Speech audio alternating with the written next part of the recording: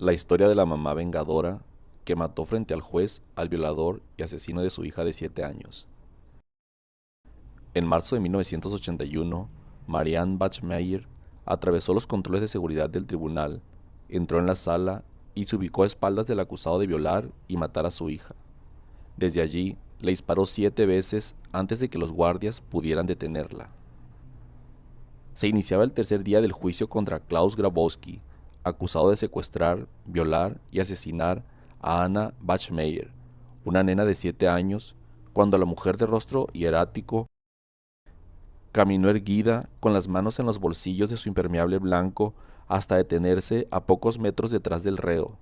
Se quedó parada ahí, rígida como una estatua durante unos segundos, antes de sacar del bolsillo derecho una pistola, apuntar, apretar el gatillo 8 veces. En ningún momento cambió la expresión de su cara, salvo cuando apretó apenas los labios al disparar. 7 balazos para el violador de su hija. Del cañón de la Beretta M1934 salieron 7 balas, tantas como los años de la niña asesinada, que retumbaron en la sala y se metieron todas en la espalda de Grabowski. La octava se encasquilló. Recién entonces 2 policías reaccionaron y la tomaron de los brazos. Marianne Bachmeier, la madre de la niña asesinada, no se resistió. Tampoco cambió la expresión de su rostro. Solo abrió la boca para decir: «Cerdo, mató a mi hija. Quería dispararle en la cara, pero le disparé por la espalda.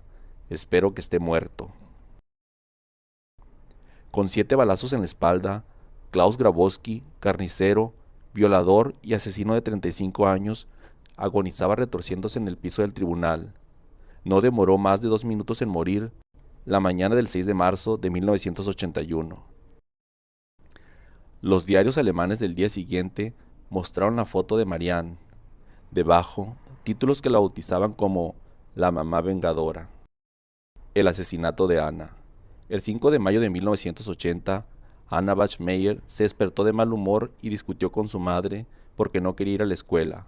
Al principio, Marianne quiso obligarla, pero al final aflojó y la dejó salir a jugar.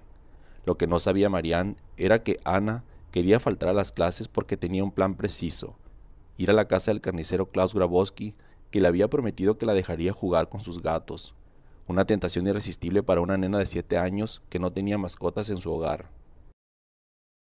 Lo que no sabía la pequeña Anna es que el carnicero de su barrio también tenía un plan preciso para ella: secuestrarla, violarla y asesinarla.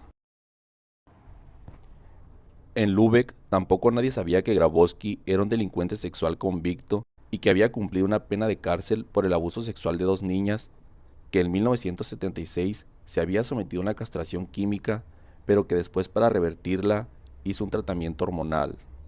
No se sabe si en la casa del carnicero Anna alcanzó a jugar con los gatos. Sí se pudo probar, en cambio, que Grabowski la retuvo durante horas, la violó varias veces y al final la estranguló hasta matarla. Después metió el cuerpo de la nena en una caja y la cargó hasta la orilla de un canal, donde la escondió hasta que se hiciera de noche y poder enterrarla protegido por la oscuridad. Para entonces, Marianne había denunciado la desaparición de Anna y la policía la buscaba sin poder encontrarla. Esa misma noche, el carnicero se fue de Boca y le contó a su novia lo que había hecho. Discutieron y Grabowski se fue a emborrachar a un bar. Apenas el hombre salió de la casa, la mujer corrió a denunciarlo. La policía lo detuvo antes de que alcanzara a tomar la tercera cerveza.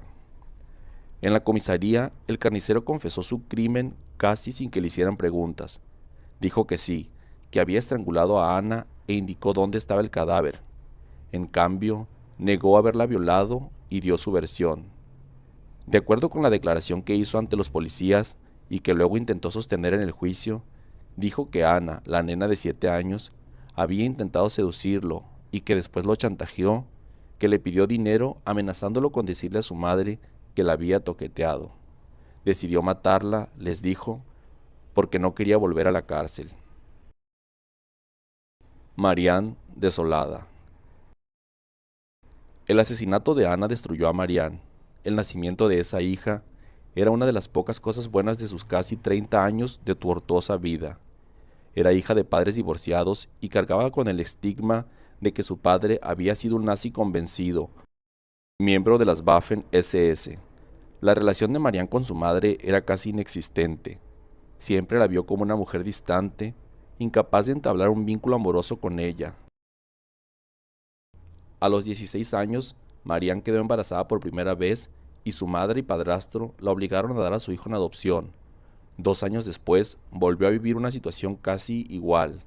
Quedó embarazada y la obligaron a entregar a la bebé.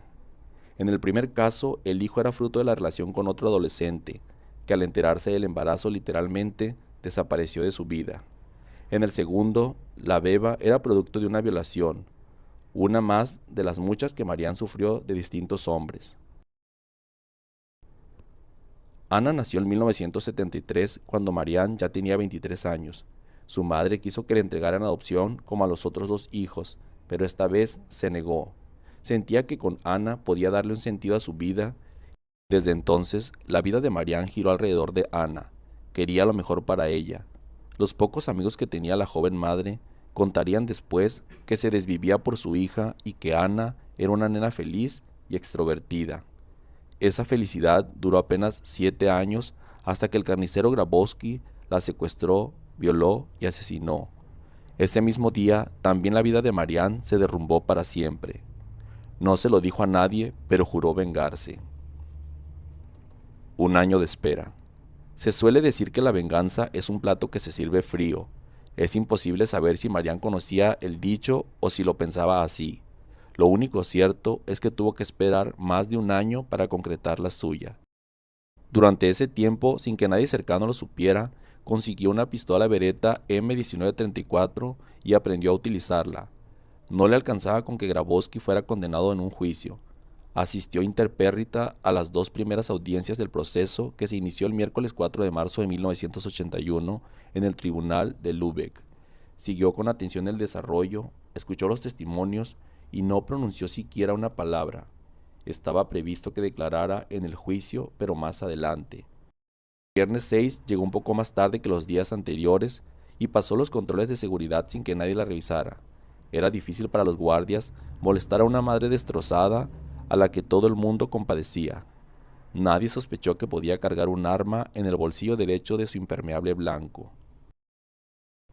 Marianne entró en la sala de audiencias cuando Grabowski ya estaba sentado en el banquillo de los acusados.